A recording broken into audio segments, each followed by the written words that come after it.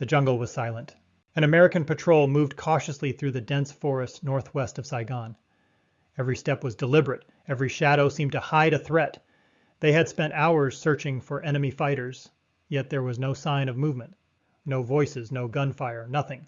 Then, without warning, the silence exploded. Rifle fire erupted from several directions at once. The attack lasted only moments.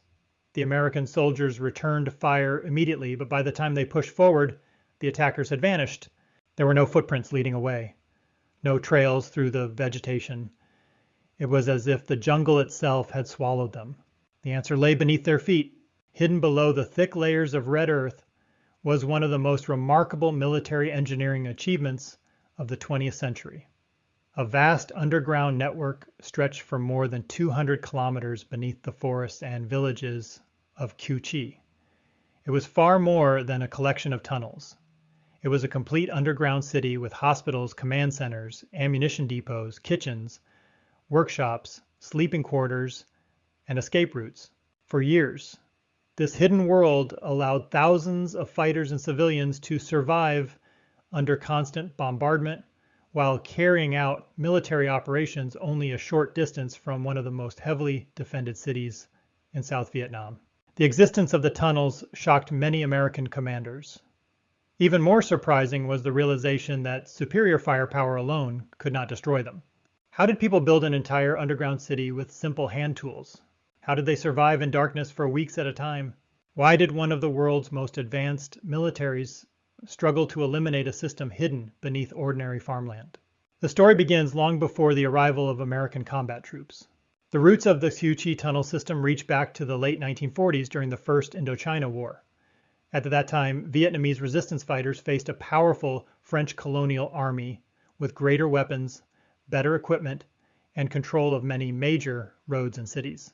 Unable to match conventional military strength, local fighters relied on mobility, secrecy, and intimate knowledge of the land. Villagers began digging small underground shelters by hand. At first, these were little more than simple hiding places designed to protect people from patrols and surprise attacks. They were narrow, uncomfortable, and only a few meters long, yet they offered something invaluable: survival. As the conflict continued, these isolated shelters slowly became connected. Families dug new passages to neighboring homes. Fighters expanded tunnels to move supplies without being seen. Small storage rooms appeared beneath the ground, followed by hidden meeting areas where commanders could plan operations safely. Each year, the network became larger. Each year, it became more sophisticated. When the conflict with France ended in 1954, much of this underground infrastructure already existed beneath the villages of Cu Chi. Few people could have imagined how important it would soon become. During the early years of the Vietnam War, the region northwest of Saigon gained enormous strategic importance. Cu Chi sat close enough to the South Vietnamese capital that fighters could launch operations against military bases, supply routes, and government facilities before disappearing back into the countryside. The existing tunnels offered an obvious advantage. Instead of abandoning them, local forces expanded them on a massive scale. Thousands of villagers participated in the construction. Men, women, teenagers, even elderly residents carried soil in baskets under the cover of darkness. No heavy machinery was available. No bulldozers, no excavators. Everything was done by hand. Workers used simple shovels, hoes, and baskets. Every section required patience, physical strength, and extraordinary determination. Digging often took place at night to avoid aerial observation. The excavated soil could not simply be piled beside the tunnel entrances, because fresh dirt would immediately reveal hidden construction. Instead, the soil was scattered across fields, carried to bomb craters, spread along riverbanks, or hidden beneath vegetation. Every handful had to disappear naturally. Camouflage became as important as excavation. Nature itself became part of the construction project. The location also offered an unexpected engineering advantage. Much of Cu Chi sits on layers of laterite clay, a reddish soil that becomes extremely hard after exposure to air. Unlike loose sand or soft mud, laterite could support long underground passages without requiring large wooden supports. This natural strength allowed builders to create tunnels that remained stable even after years of use.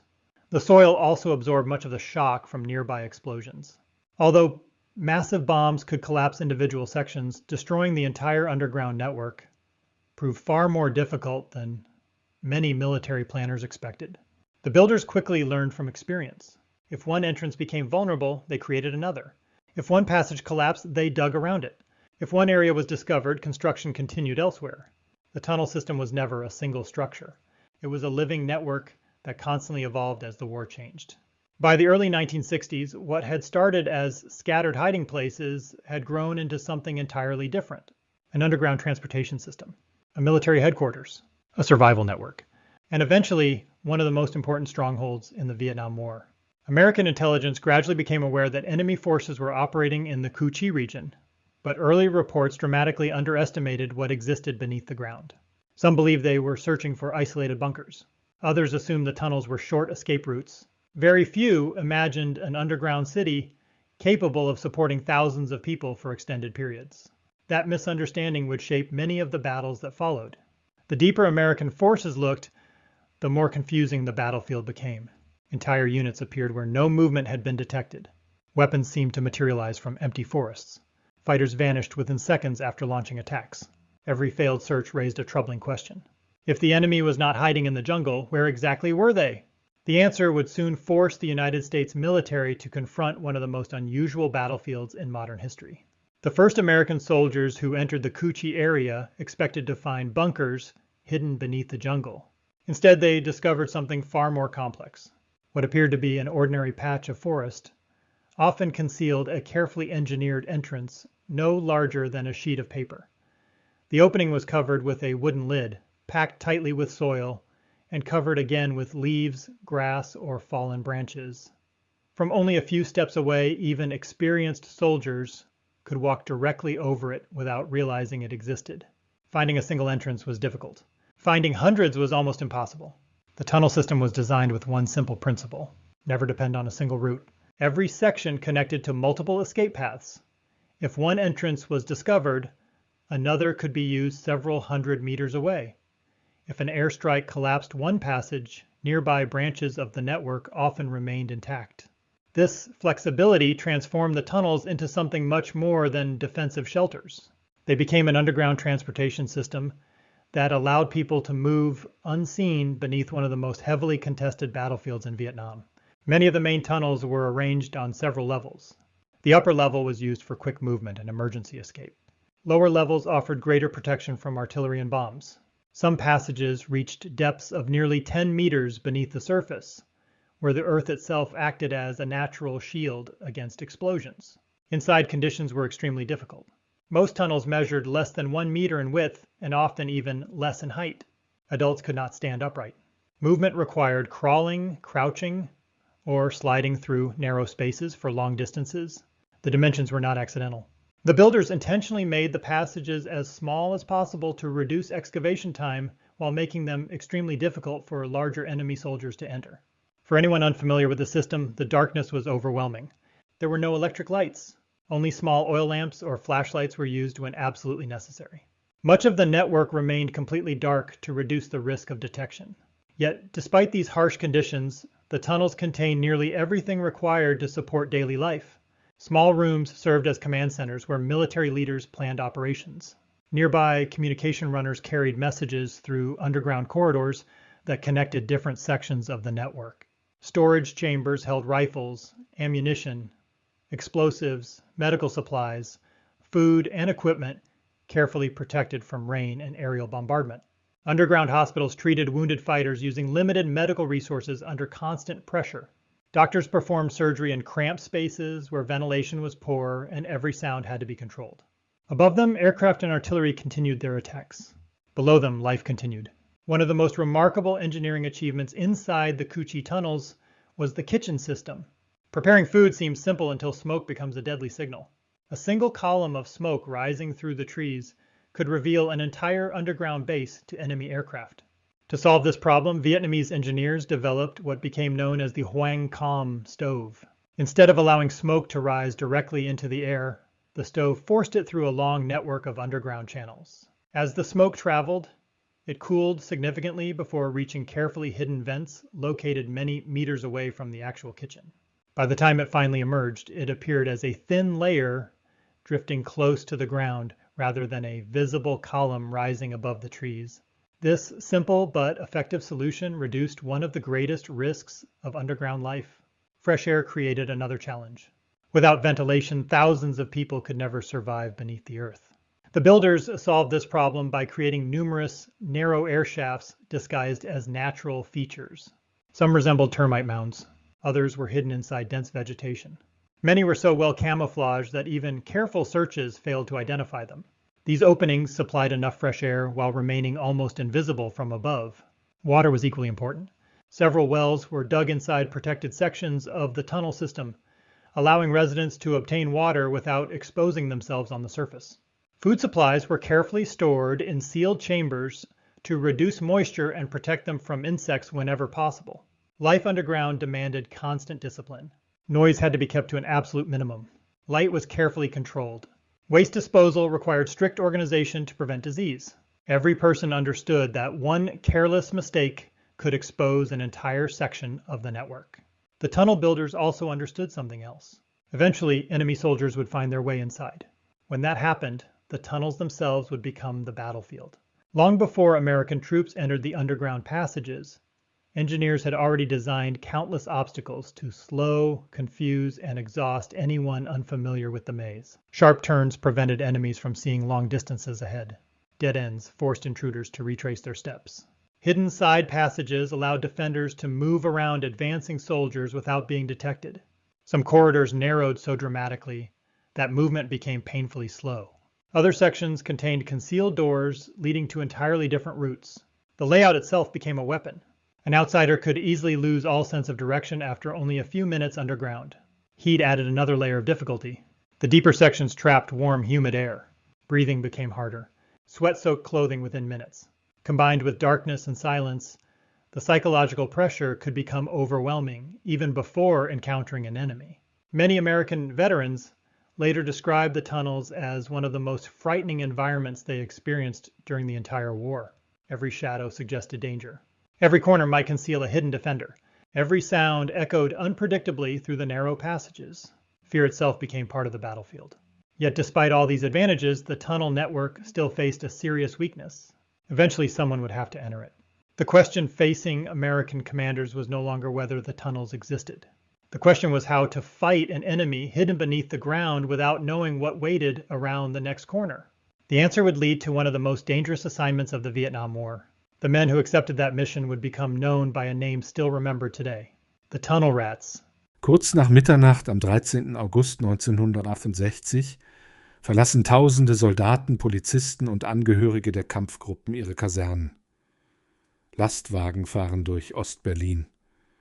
Auf den Ladeflächen liegen Stacheldrahtrollen, Betonpfähle, Absperrgitter und Werkzeuge. Die gesamte Aktion läuft nach einem streng geheimen Plan ab. Innerhalb weniger Stunden werden Straßen gesperrt, Schienen werden unterbrochen, Brücken blockiert, Grenzübergänge geschlossen. Als die Menschen am frühen Morgen aufwachen, erkennen viele ihre eigene Stadt nicht wieder. Dort, wo am Abend zuvor noch Straßenbahnen fuhren und Nachbarn miteinander sprachen, stehen nun bewaffnete Soldaten. Der erste Grenzverschluss besteht zunächst nur aus Stacheldraht. Doch schon bald beginnen Bauarbeiter damit, dauerhafte Sperranlagen zu errichten. Aus dem provisorischen Hindernis entsteht Schritt für Schritt eine der bekanntesten Grenzanlagen der Welt. Für tausende Familien beginnt an diesem Tag ein Albtraum. Ehemänner befinden sich plötzlich auf der anderen Seite der Grenze als ihre Ehefrauen. Kinder können ihre Großeltern nicht mehr besuchen. Freunde verlieren von einem Augenblick auf den anderen jeden Kontakt. Viele Menschen gehen am Morgen wie gewohnt zur Arbeit und erfahren erst dort, dass sie nicht mehr nach Hause zurückkehren können. Andere stehen fassungslos an den Absperrungen und rufen den Namen ihrer Angehörigen. Niemand weiß, ob man sich jemals wiedersehen wird. Die Regierung der DDR bezeichnet die neue Grenze offiziell als antifaschistischen Schutzwall. Nach ihrer Darstellung soll die Grenze das Land vor westlichen Agenten, Saboteuren und Spionen schützen. Im Westen glaubt jedoch kaum jemand dieser Erklärung. Für die meisten Beobachter dient die Mauer vor allem dazu, die eigene Bevölkerung an der Flucht zu hindern. Mit jedem Monat wird die Grenzanlage weiter ausgebaut. Aus Stacheldraht werden Betonmauern, Aus einfachen Straßensperren entsteht ein hochmodernes Grenzsystem. Am Ende besteht die Berliner Mauer aus mehreren Sicherheitszonen. Vor der eigentlichen Mauer liegt ein breiter Kontrollstreifen. Dahinter befinden sich Signalzäune, Wachtürme, Hundelaufanlagen, Scheinwerfer und Kontrollwege. Der sogenannte Todesstreifen trennt die beiden Teile der Stadt. Er ist so angelegt, dass flüchtende Personen kaum Deckung finden können. Grenzsoldaten erhalten den Auftrag, Fluchtversuche zu verhindern. Für viele Soldaten bedeutet das eine enorme psychische Belastung. Sie stehen oft selbst vor moralischen Konflikten. Auf der einen Seite müssen sie Befehle befolgen. Auf der anderen Seite wissen sie, dass die Menschen vor ihnen häufig nur ihre Freiheit suchen. Dennoch versuchen immer wieder Menschen, die Grenze zu überwinden. Manche verstecken sich in Autos. Andere graben Tunnel unter der Mauer. Einige bauen selbst Fluggeräte oder Heißluftballons. Wieder andere schwimmen durch Flüsse oder klettern über Gebäude. Jeder Fluchtversuch ist lebensgefährlich. Zu den bekanntesten Fällen gehört der junge Grenzsoldat Konrad Schumann. Nur wenige Stunden nach Beginn des Mauerbaus springt er über den Stacheldraht in den Westen. Ein Fotograf hält genau diesen Moment fest. Das Bild geht um die Welt. Es wird zu einem Symbol für den Wunsch nach Freiheit. Ein weiteres Schicksal bewegt Millionen Menschen. Im August 1962 versucht der 18-jährige Peter Fechter gemeinsam mit einem Freund, die Mauer zu überwinden. Während seinem Freund die Flucht gelingt, wird Peter Fechter von Schüssen getroffen. Schwer verletzt bleibt er im Grenzstreifen liegen.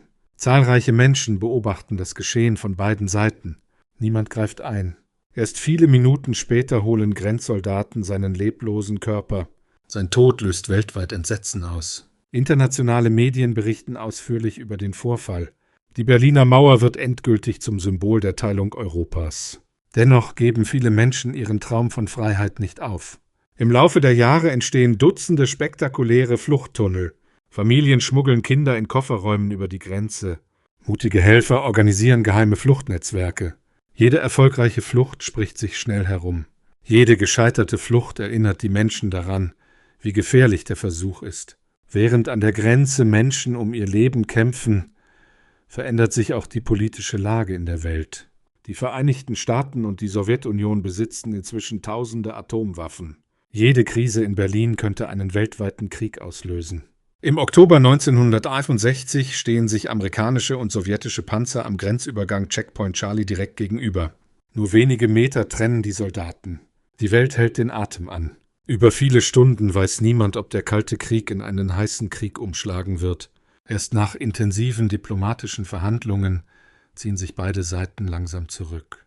Die unmittelbare Gefahr ist vorerst gebannt, doch die Berliner Mauer bleibt bestehen. Sie wird noch viele Jahre das sichtbarste Zeichen der Teilung Deutschlands sein.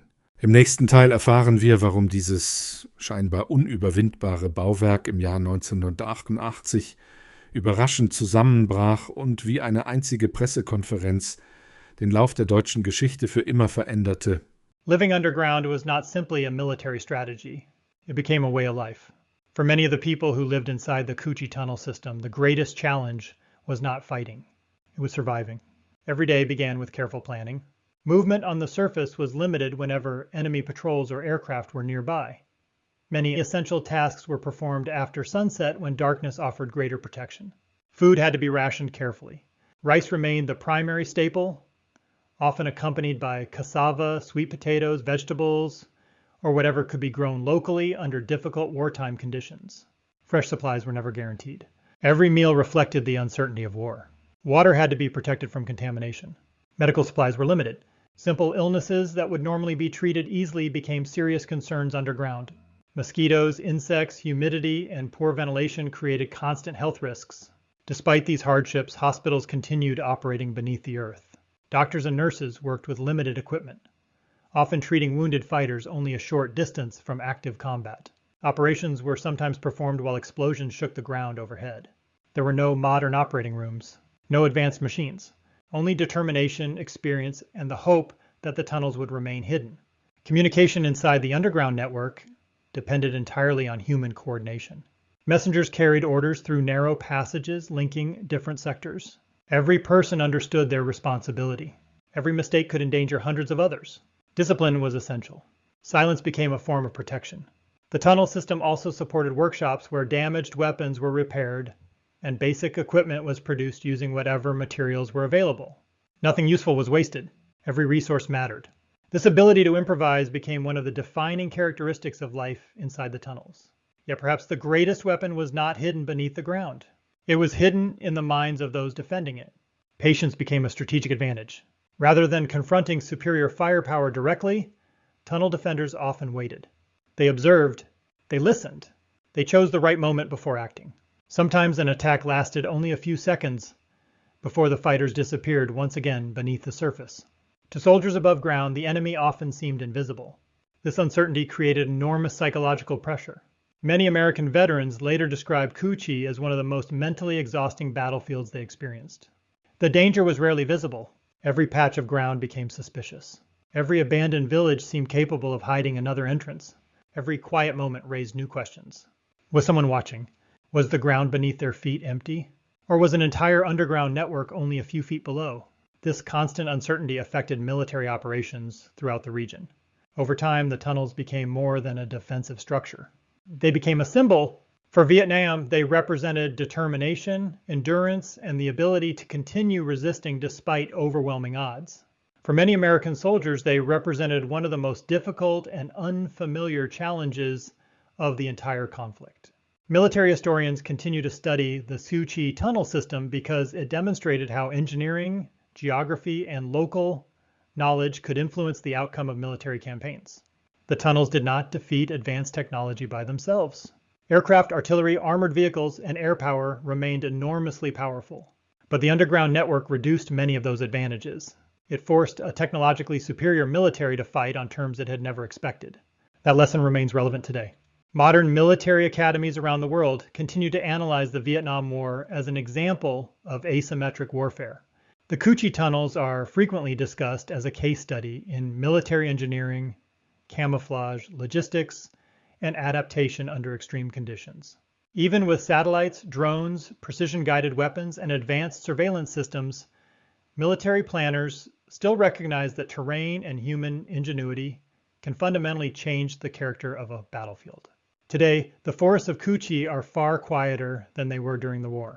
Many sections of the original tunnel network have been preserved as historical sites.